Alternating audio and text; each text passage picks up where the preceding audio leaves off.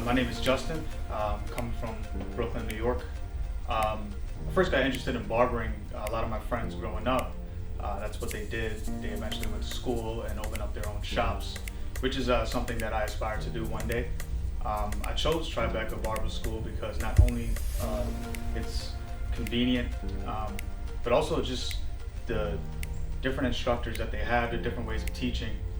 The experience that you get, you're not just working with mannequins or working with actual clients who come in, and there's a vast majority of different types of haircuts as far as fades and tapers and so on and so forth. And my plans after this is, like I said, just to open up another shop. I'm at my first shop and just get experience in the barber industry. I currently now am employed after I graduated Tribeca Barber School. And I 100% recommend it to anybody who's looking to take a career path towards barbering.